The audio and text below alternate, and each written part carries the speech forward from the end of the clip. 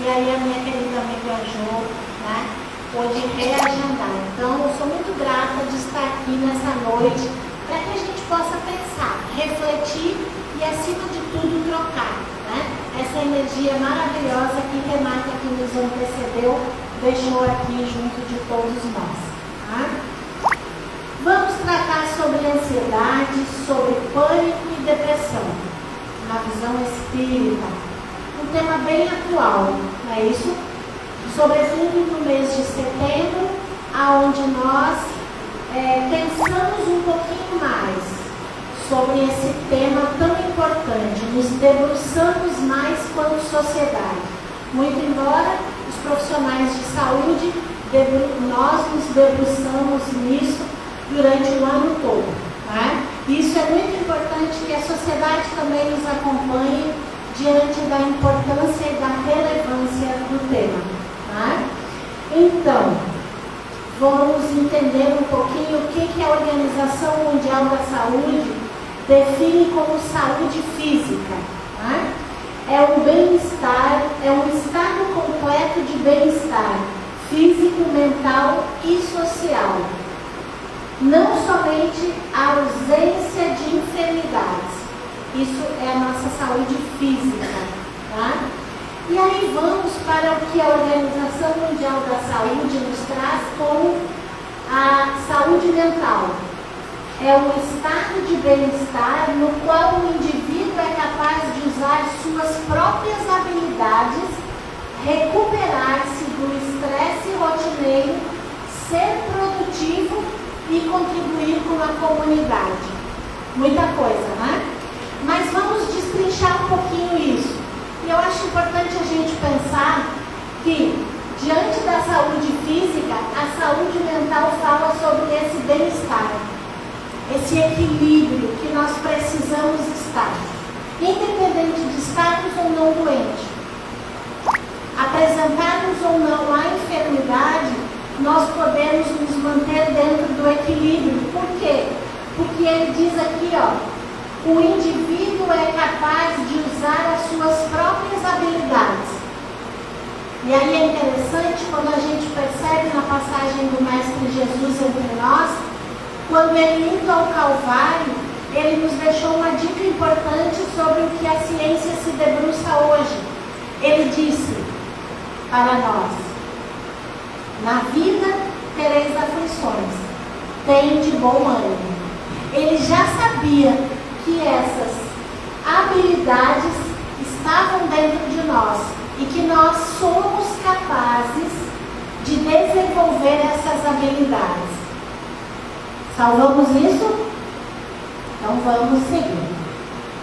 Segundo Freud, nós temos uma instância chamada consciência e outra instância psíquica chamada inconsciente.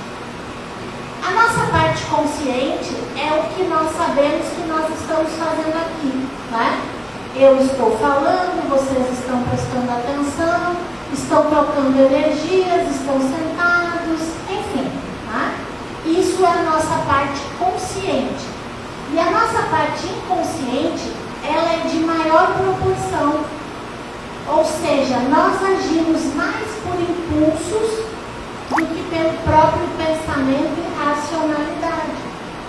E isso nos ajuda a poder compreender esse assunto, essa demanda tão atual da nossa sociedade.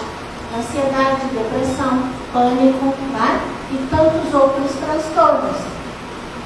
O que é que nos traz a ansiedade? Existem fatores genéticos, incluindo o histórico familiar, transtornos de ansiedade. Uma doença física pode nos trazer, né, um transtorno, medicamentos entorpecentes, outras substâncias, o uso as próprias drogas, né, lícitas ou não. Tudo isso pode também trazer para nós a ansiedade. Bem, mas nós aqui não vamos falar nessa questão. Nós vamos um pouquinho além, né? Vamos trazer pela visão espírita. Bem, quando nós temos um desafio, quando nós entramos na casa espírita, além de nós sermos muito bem recebidos, eu tenho absolutamente certeza, na casa em que eu trabalho, nós recebemos muito bem as pessoas, e todas as casas espíritas que eu vou, somos todos muito bem recebidos. Lá aqui nós temos o atendimento fraterno, não é isso? Vocês já perceberam como é bom a gente chegar e ser atendido e ser escutado diante de um dia de turbulência, de desafios, não é? Lembra que ele nos disse, na vida tereis aflições. Quem de nós aqui não as tem? Quem aqui não passou por vários desafios hoje? Todos nós, não é verdade? E aí nós somos acolhidos pela casa espírita. Essa escuta é extremamente importante. Nos dá um alívio, nós podemos contar com alguém, nós podemos sentir a energia do outro. Como seres sociais que somos, isso é vital para nós. Nós só desenvolvemos de forma adequada se nós estivermos em convivência com a sociedade. Nós precisamos, como Renata falava, ser espelho uns para os outros, para percebermos os nossos limites, para poder desenvolver habilidades sociais tão importantes. Então, o medicamento, muitas vezes, nos processos de transtorno, sobretudo na ansiedade e depressão, é necessário. É necessário que nós possamos abrir a nossa mente para a necessidade dos fármacos. É muito necessário. Mas também sobre a terapia, sobre a escuta, sobre eu falar das minhas dores. Quando a gente chega no médico, a gente diz, doutor, eu estou com dor aqui. Quando a gente sai, muitas vezes a gente não precisa tomar remédio. Já aconteceu isso com vocês? Estou com uma dor, estou me sentindo mal. Saiu do consultório, nem passei na farmácia, eu nem me dei conta, a dor passou, o mal-estar passou. Isso é muito comum. Sabe por quê? Porque nós já trocamos com o médico. Nós desabafamos, fomos ouvidos, fomos acolhidos, e isso nos cura. Porque nós temos a propriedade de curar uns aos outros. Veja que interessante, e ao mesmo tempo que responsabilidade. Né? Nós nos curamos pelo olhar, nós nos curamos pela emanação das energias, nós nos curamos pelo abraço, que necessariamente não precisa ser físico. Né? Oi? Pelo falar, pelo desabafar, não é isso? Isso nos cura. Nós vivemos aí a pandemia e nós ficamos, né, isolados, muitos de nós, e aí nós percebemos o quanto é importante ter o outro, o quanto é importante nós passarmos no elevador, no corredor do prédio, da rua, seja lá onde for, e encontrar as pessoas que nos são caras.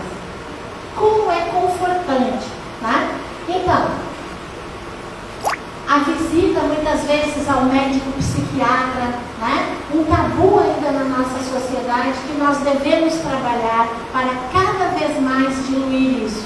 Às vezes é necessário que o medicamento entre para que a gente possa dar sequência à escuta, ao acolher, a entender aquela dor.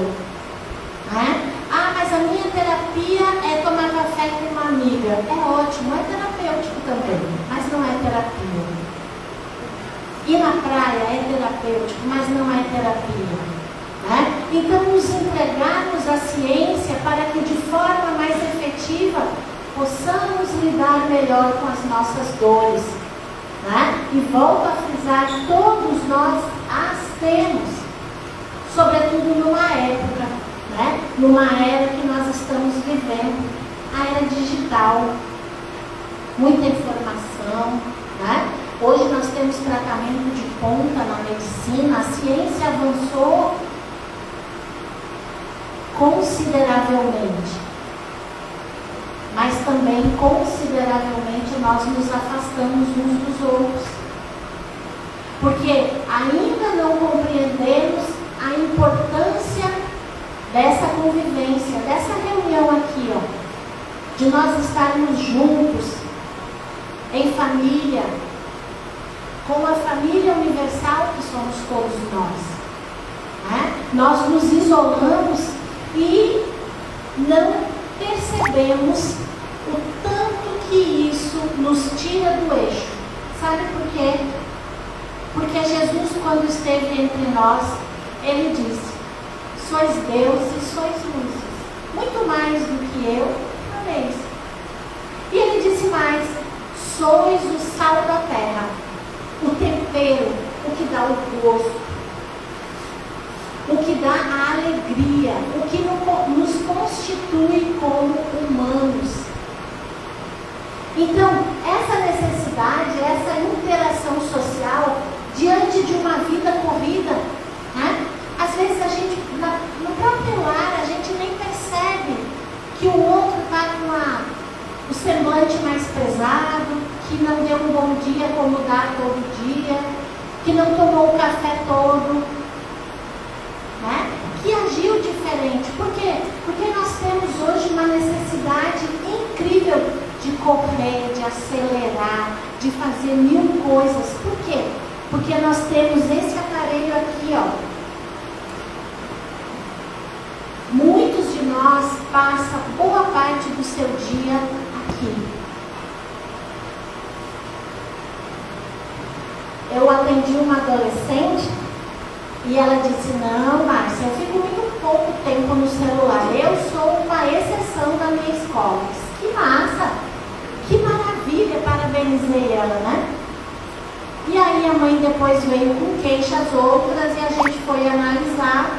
E tem um aplicativo que eu sugiro que os pais, né, aqui baixem, que a gente pode, né, controlar quanto tempo nós ficamos no celular e quais as plataformas utilizadas.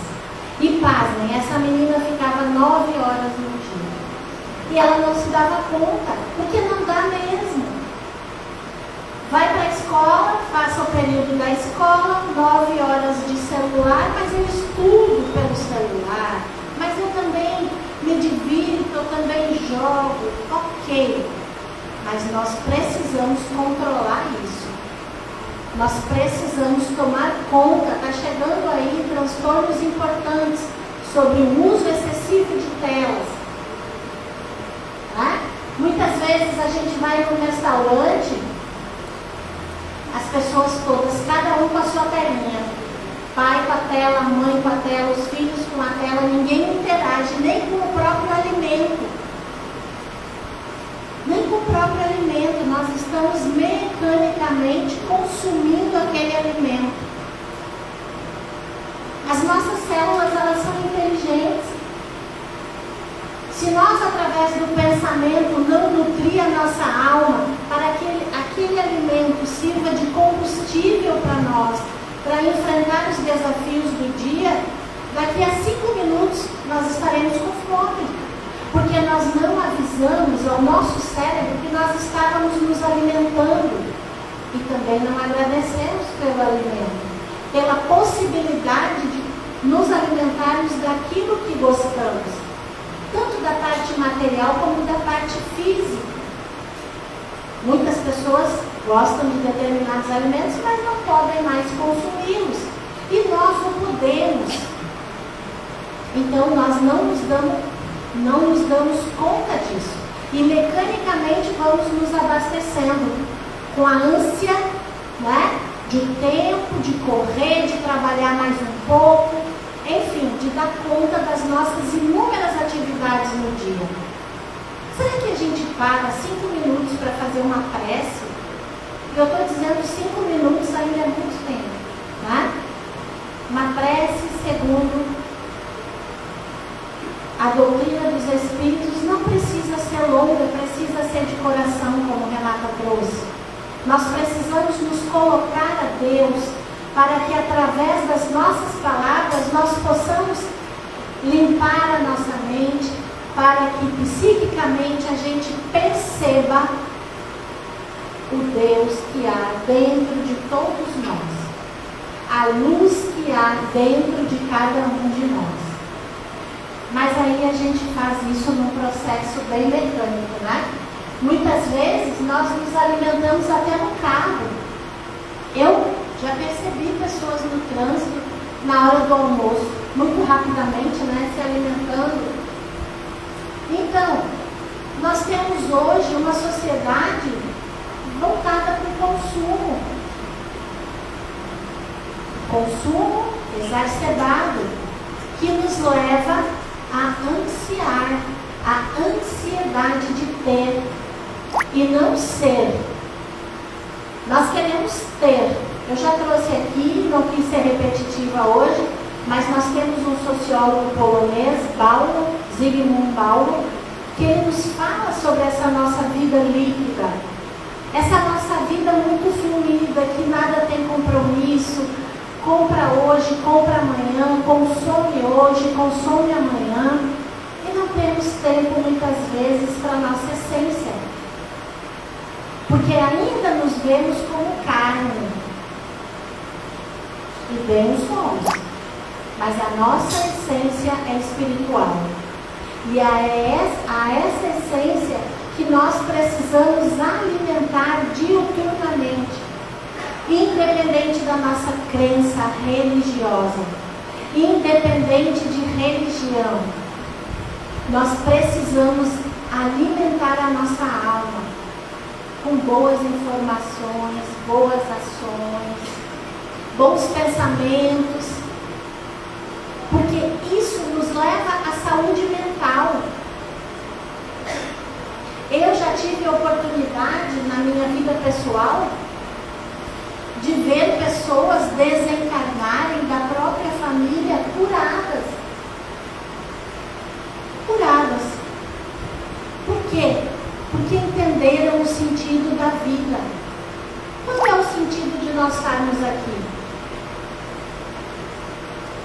Qual é o sentido de eu estar na vida, de eu ter a minha família, de eu ter a minha profissão, de eu ser quem eu sou, enfim? Qual é esse sentido? Eu dou conta desse sentido ou eu só deixo a vida me levar? Nós precisamos entrar em contato com a nossa essência para que a gente não se perca. Né? Não se perca de nós mesmos.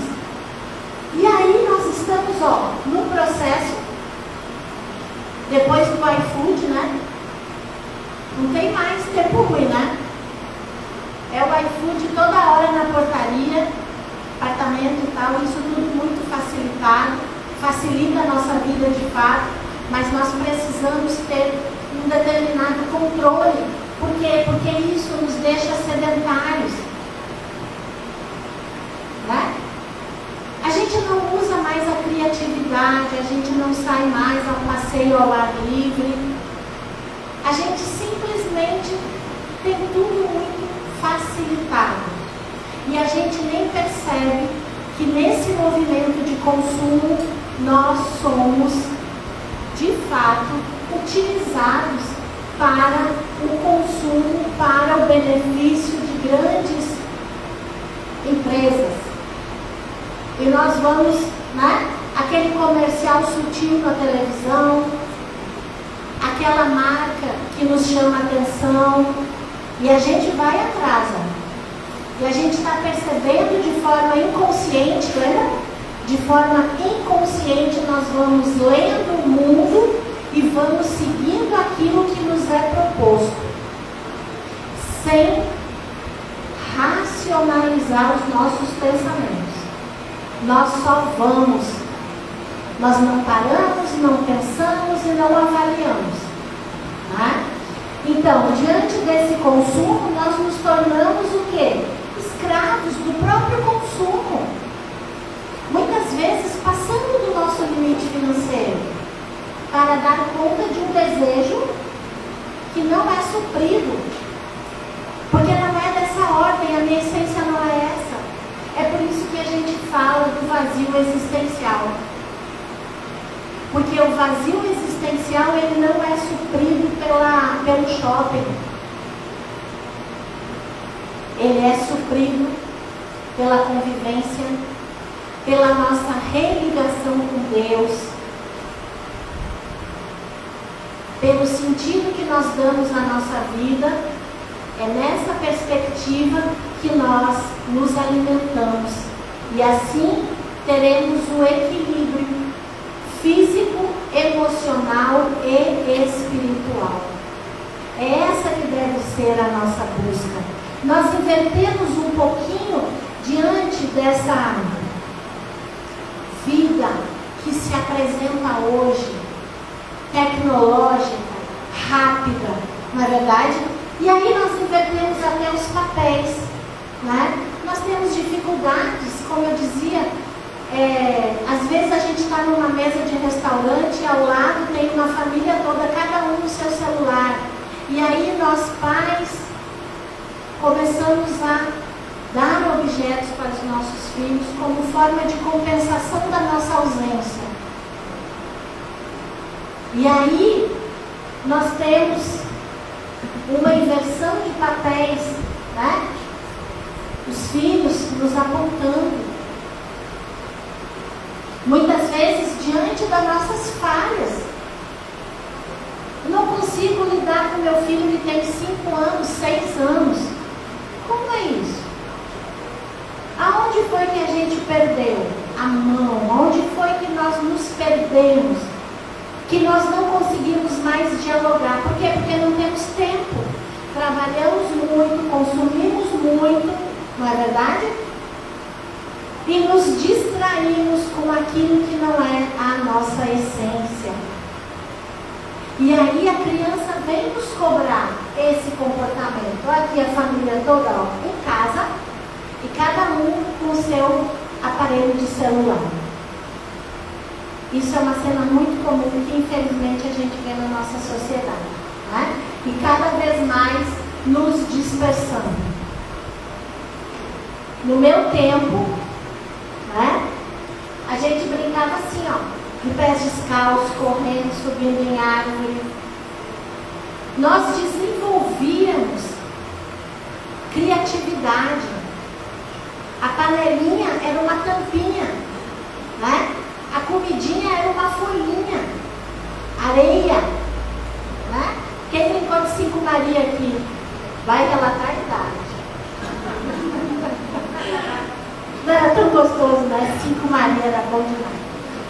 Mas nós brincávamos assim. Hoje as crianças vão para o shopping totalmente convictas de que isso é um processo natural. Estamos nós queimando e permitindo que essas crianças passem a melhor fase das suas vidas. A fase da criatividade, a necessidade que nós, quando criança, temos de brincar, de conhecer o mundo através da brincadeira, da imaginação. Estamos tirando isso. Estamos colocando roupas adultas nas crianças, passando valores que não nos competem enquanto seres humanos, né? E dificultando cada vez mais o desenvolvimento delas. E aí depois a gente fala, eu não sei o que está acontecendo com essa geração. Nós somos responsáveis por isso. Nós não estamos diante ou distante disso, não. Nós somos responsáveis por aquilo e por aquelas pessoas que passam por nós. Muitas vezes a gente não vai dar, né, interferir na vida do outro. Mas o nosso exemplo, qual está sendo? Porque nós não aprendemos pelo que falam, nós aprendemos pelo exemplo. É através do exemplo do outro ser melhor, do outro buscar melhora, que eu vou me dar conta em algum momento assim. Mas a maioria das vezes, as mães chegam para mim e dizem, Márcia, mas como é que eu vou tirar o celular? Todo mundo na escola usa. Eu digo, é uma oportunidade para sua filha ser a única. Veja que maravilha. E lutar contra isso. Porque nós precisamos controlar de fato isso. Eu lembro na época dos meus filhos, há 35 anos atrás, meus filhos levavam lanche saudável, né, para a escola. E aí era a época do salgadinho. E aí? E eu, quando eu olho hoje, eu lembro da minha época, a luta que foi para dizer que aquilo não era saudável. E que eles não eram filho da mãe do coleguinha, era eu que era mãe, e eu que definia. Porque é uma outra coisa que nós nos perdemos. Pai e mãe são autoridades. Nós não somos amigos dos nossos filhos. Amigos são as pessoas que eles escolhem para conviver nos iguais. Nós somos autoridade. Nós somos responsáveis por esses espíritos que Deus nos confiou. Então nós precisamos agir dentro daquilo com responsabilidade, amor, né? Sobre aquilo que nós acreditamos. E foi muito difícil. Muito difícil. Eu lembro que era difícil demais. Aí a cantina abriu, né? Tinha aquele crédito para poder comprar o salgadinho e de fato era muito complicado. E aí estabeleceu-se, então, o salgadinho sempre no último dia da semana, sexta-feira. E a gente foi negociando, enfim. E a gente precisa entender também o nosso papel. Ah, mas a tecnologia chegou e eu não tenho como. Tem. Dialogando, conversando, brincando, sentando no chão, trazendo brincadeiras, conversando sobre as nossas dificuldades. Olha, eu penso que nós deveríamos andar por aqui. Levar a nossa fragilidade também quanto pais, quanto avós, quanto cuidadores. Né? E aí, a ansiedade é esse sentimento natural, criado por todo esse contexto social que nós vivemos. Né? Quando a gente amanhece o dia, a gente liga o celular e a gente tem notícias do mundo todo, na verdade. Nós sabemos absolutamente tudo, quase em loco. Né? Com 2, 3 minutos, a depender do país, a notícia chega.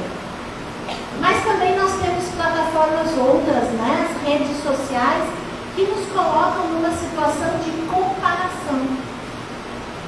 Eu estou saindo para trabalhar, mas tem gente indo para a praia, tem gente viajando, tem gente, né? E aí nós começamos a nos comparar. Nós nos comparamos, as crianças e os adolescentes também. Não é verdade? E aí o que acontece? Lembra que nós teríamos desafios? Ele falou, não foi?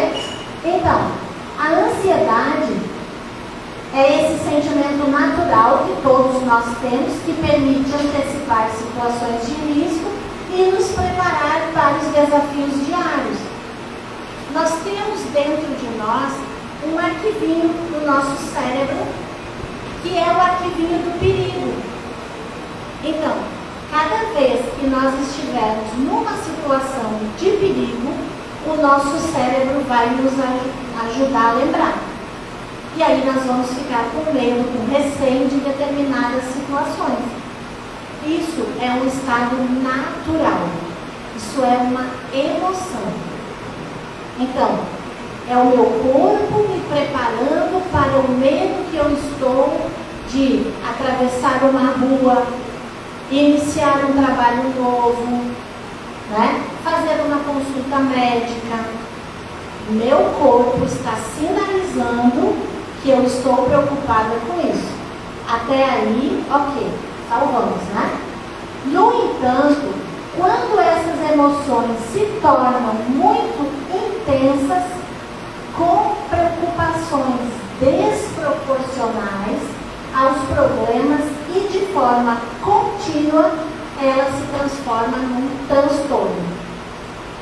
Ou seja, aquela preocupação exagerada vai se transformar em um transtorno que vai modificar a minha rotina. Por exemplo, eu bati com um carro e eu não consigo mais dirigir. É algo que eu preciso me preocupar. Eu preciso me preparar tecnicamente para dirigir. Mas eu tenho que, sabendo disso, me preparar emocionalmente, racionalizar o meu medo. Por que é que eu estou com medo se eu encostei ali no carro, mas não vou encostar mais? Isso aconteceu uma vez. Não, mas e aí? Se eu bater, se vier um ônibus, e se vier uma bicicleta? E aí eu começo a dar vazão para esses pensamentos negativos, eles se tornam maiores que eu. E aí eu vou ter um transtorno. O transtorno significa tudo aquilo que me tira da rotina, da minha produção diária. Eu falto ao trabalho, eu não consigo dar conta da minha rotina. Por quê? Porque isso me consome muito tempo e muita energia. Então logo vai virar um transtorno. Quando nós não damos conta, passa mesmo, né? Quando nós não nos damos conta, né, dessa onda que está nos tomando pelo medo, pela insegurança, pela incerteza, vocês lembrem lá qual é o conceito? Que nós temos habilidades para lidar com as situações e os desafios do dia a dia, não é? Então veja, o Criador já colocou um chipzinho dentro de nós, chamado resiliência. Todos nós somos resilientes, mas para podermos perceber isso, tem algumas questões que nós precisamos pensar. Então, se eu agir, se eu pensar negativamente sempre, é muito provável que o ruim vá acontecer, né? Da mesma forma que se eu fizer uma promessa, talvez eu não alcance o objetivo, né? Se eu também pensar negativo, eu vou de forma inconsciente, lembra que o nosso inconsciente é maior do que o nosso consciente? De forma inconsciente eu vou trabalhar para que aquilo não dê certo. Veja como é interessante o nosso movimento, não é? Porque quem aqui já não pensou assim, poxa, o dia hoje está tão bom, estou só esperando a coisa ruim acontecer. Não é comum a gente pensar isso? Hoje está dando tudo tão certo, estou só esperando aí a coisa ruim. E a coisa ruim vai vir, porque nós vamos focar o nosso olhar na coisa ruim. E aí naturalmente ela vai chegar, porque na vida tereis aflições. E elas estão ali. Mas quando a gente está predisposta ao bem, fazendo o bem, trabalhando para o bem, às vezes a coisa ruim está até bem pertinho e a gente nem enxerga. Porque de fato ela não nos atinge. Nós estamos tão equilibrados, tão bem, que o mal está ali batendo na porta e você está né? Então é nessa perspectiva que nós temos que trabalhar. Quando essa ansiedade, ela potencializa, ela vira pânico. É um outro transtorno, o transtorno de pânico. Ou seja, é um medo potencializado. É quando eu já tenho argumentos psíquicos para nem pensar sobre a possibilidade do bem. Não quero me adaptar a essa situação, não suporto. E aí eu entro num outro transtorno. É caracterizado por crises de ansiedade repentina e intensa. Muitas pessoas relatam: estava dormindo e acordei com uma crise de ansiedade. Muito comum, infelizmente. Né? O que deveria ser um momento da higiene do sono, os nossos pensamentos ficam lá, né? Buscando uma possibilidade de nós pensar sobre eles. E aí eles nos acordam. Então, com forte sensação de medo e mal-estar, acompanhado dos sintomas físicos que a gente nem relata porque são vários, né? Então, os sintomas físicos de uma ansiedade, a gente sabe por que a gente não comenta? Porque nós temos também, como seres humanos, essa fragilidade. Nós começamos a colocar aquilo na nossa cabeça, daqui a pouco a gente está sentindo, né? Então a gente nem cita aqui.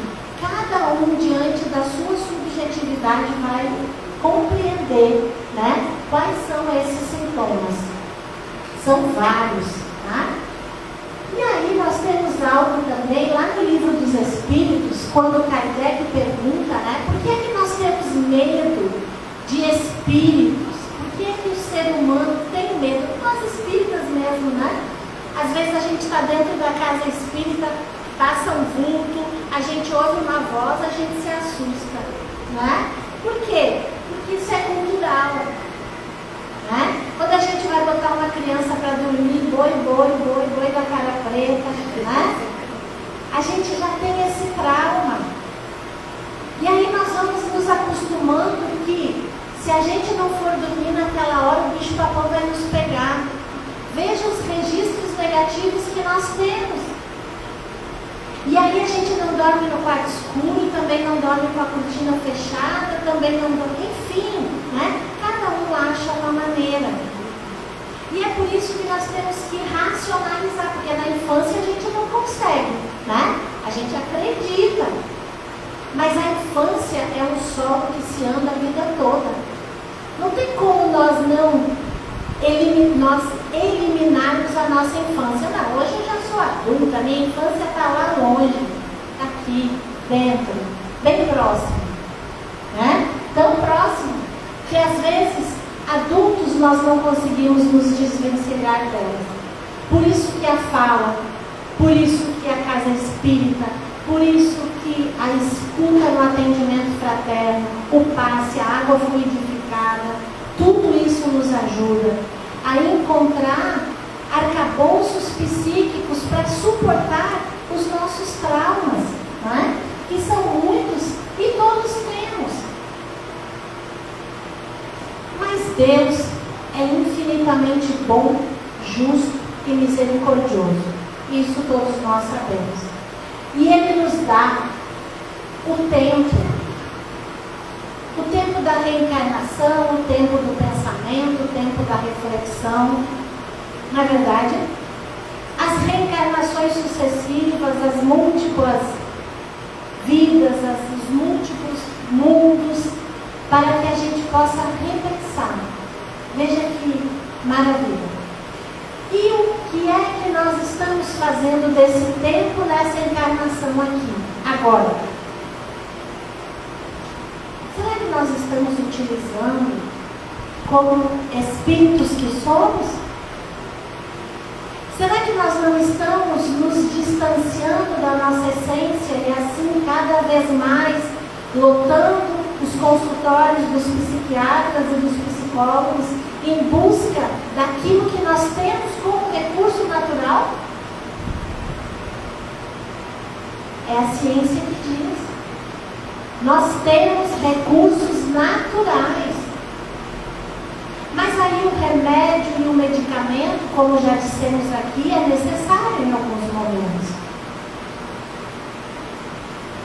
Mas ele também nos leva a um gasto de tempo. Por quê? Porque muitas vezes colocamos e depositamos todas as nossas crenças nele. E utilizamos por muitos e muitos anos e não vemos mudanças. Por que a gente não vê mudança se é algo biológico? E aí Joana de Ângeles nos diz assim: a sucessão do tempo é inevitável. O tempo passa mesmo, né? E passada a ocasião, ele é perdida. O minuto que nós vivenciamos há pouco, ele não volta. Não voltará. Nós aproveitamos da maneira que nós acharmos melhor. Então ela diz assim: utilizar-te proveitosamente de cada ensejo de crescimento íntimo é bênção que liberta. Permanece vigilante de modo a aproveitares todas as horas da tua existência carnal. E a gente grifou aqui, ó, todas as horas. Minha gente, essa semana, quando eu abri a minha agenda e eu vi que já era 15 de setembro, e para mim setembro tinha começado ontem, eu disse, nossa, na verdade, é impressionante esse fenômeno que nós estamos vivendo. E o que é isso? O tempo está adiantado, né? O planeta está com rotação diferente? Não. Me parece que nós temos muitos afazeres e também muitas informações, muitos registros. E isso faz com que o nosso dia fique cheio. E aí eu falava com uma colega ontem, ela disse, Márcia, eu tenho a sensação de que quando chega no final do dia, eu não fiz nada. Aí eu disse, isso é um processo ansiogênico. Isso é um processo de ansiedade. Vamos, olha a nossa alerta. O que você fez? Bote aí no papel. Eu levei os meninos para a escola, eu fui, fiz, e você não fez nada. Veja o nível de exigência que nós estamos de nós mesmos. Então, quando a gente tem essa percepção, a gente precisa racionalizar e colocar lá no papel para a gente visualizar o que é que nós fizemos no dia.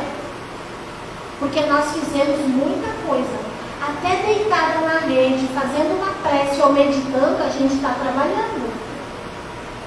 Porque nós também precisamos do ócio, da meditação, da prece, do descanso, mas nós não estamos nos permitindo, né? Então é essa reflexão que Joana nos traz. E aí algo que a gente está em busca, né? Dentro da doutrina dos Espíritos, que é a nossa reforma íntima. Ressignificar nossos pensamentos, nossas ações, ressignificar a vida, dar cor, dar brilho, dar luz, dar sentido à nossa vida, né? Mas não é um trabalho fácil.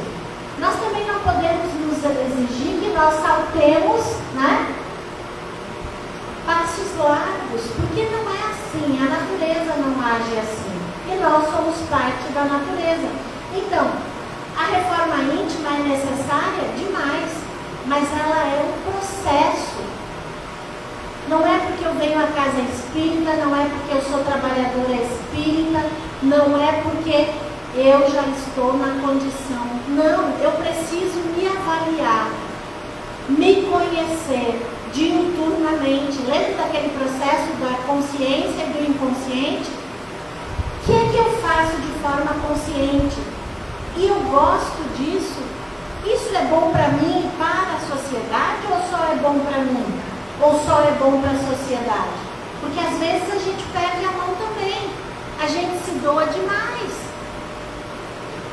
Saúde é equilíbrio. Então, é um trabalho sequencial, né? Nós temos as habilidades e as características da nossa personalidade, que é um conjunto de fatores da nossa subjetividade que nos coloca em pé. Mas elas se alteram a cada vivência nossa, a cada dia, a cada amanhecer, né? Joana de Ângeles fala sobre isso. O homem velho, homem no sentido evolutivo, né? Homens e mulheres. Então entender que a cada amanhecer eu vou ser um novo ser. Porque a vivência de ontem me transformou. Eu ainda não consigo ser quem eu quero ser, mas eu estou a caminho. Valorizar as nossas conquistas, por menores que sejam, ou que nós consideremos.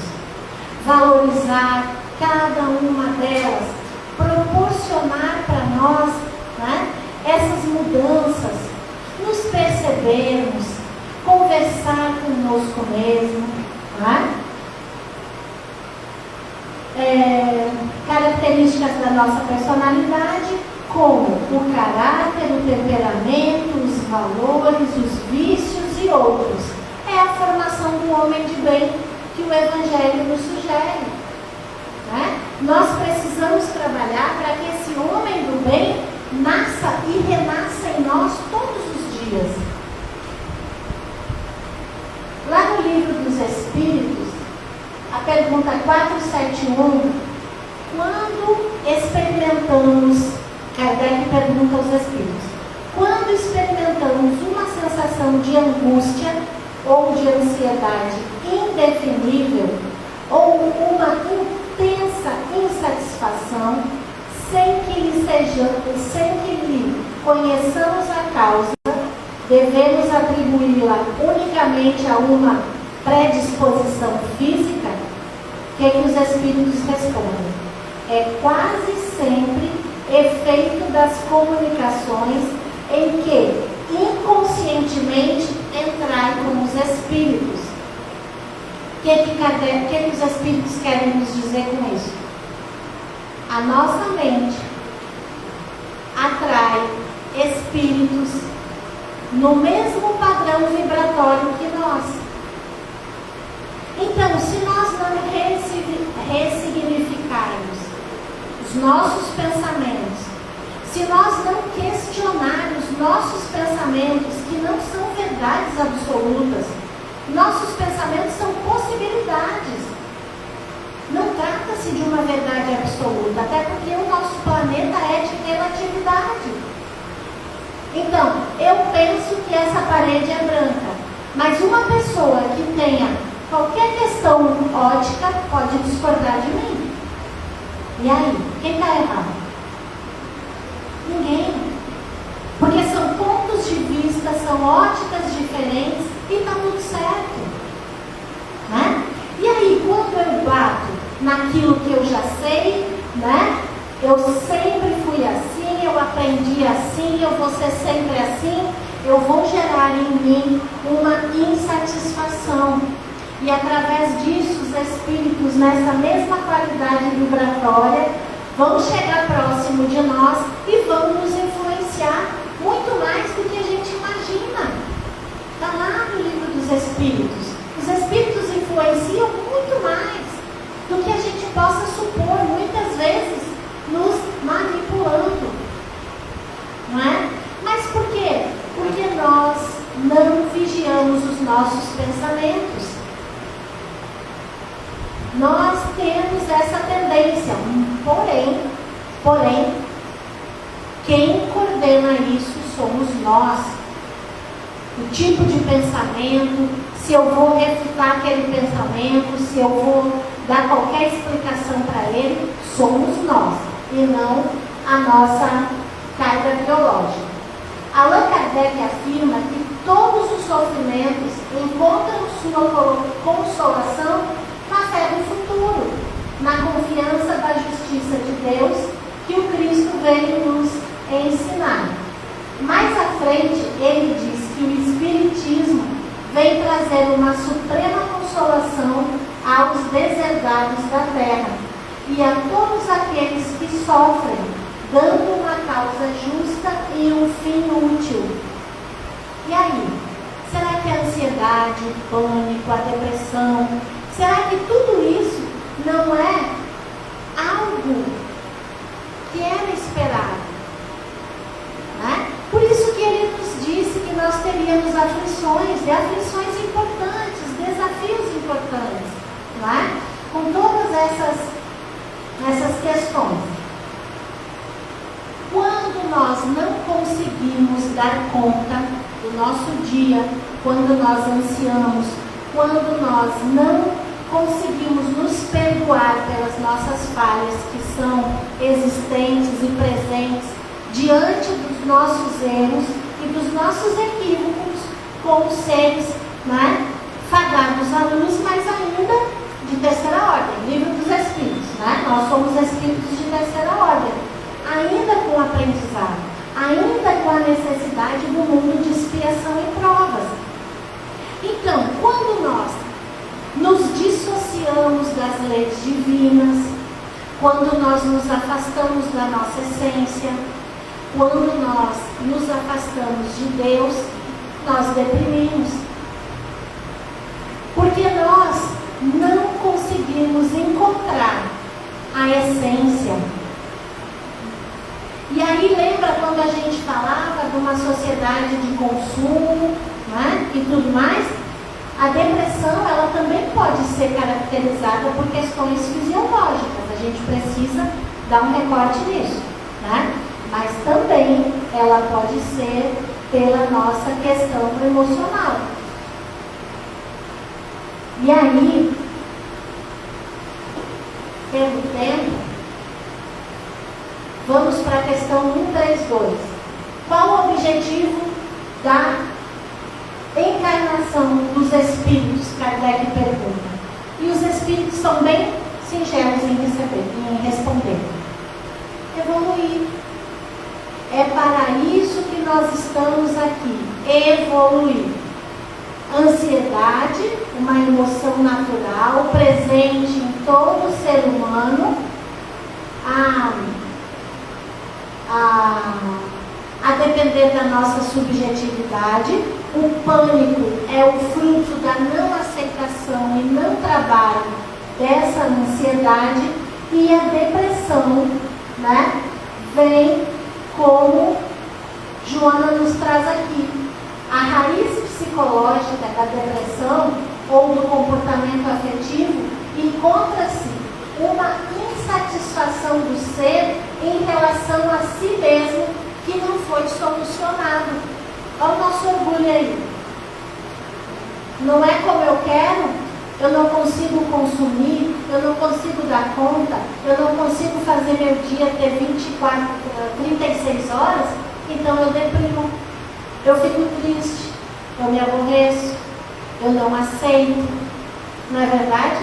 É nessa perspectiva que nós vamos, né, levando a vida. Predomina no self um conflito resultante da frustração dos desejos não realizados. Não consegui viajar esse ano, estou triste. Outra coisa também que a gente confunde muito, tristeza, uma emoção natural que nos leva à criatividade. Mas quem de nós quer ser triste no mundo das redes sociais? Não é? A gente tem a maior dificuldade. E aí nós nos frustramos com isso. E a depressão nos visita, né? Porque ela fala ali, ó, frustração de desejos não realizados, silenciando os anseios e ignorando a nossa realidade. Eu não posso ter algo que eu não consigo, né? Mas aí eu fico triste, eu deprimo por conta disso. Ou seja, é uma revolta. Mas aí, diante desses desafios todos, né? Ansiedade, pânico, depressão, ele veio. E alguns de nós estavam lá, né? E aí o que é que ele nos diz para nós encerrarmos? Não necessitam de médicos os sãos, mas sim os enfermos. E quem são os enfermos para Jesus? Todos nós, deprimidos, ansiosos, né? Tristes, alegres, todos nós diante das nossas dificuldades, das nossas subjetividades. Para todos nós, Jesus veio e nos trouxe uma linha a seguir. É bem verdade que nós ainda não conseguimos, mas também é bem verdade que nós já estamos no caminho e precisamos valorizar cada conquista diária. Cada conquista, por menor que seja, nós precisamos guardar e agradecer a nós mesmos, né, essa disponibilidade de ter o bom ânimo diante de um mundo muitas vezes conturbado e complexo.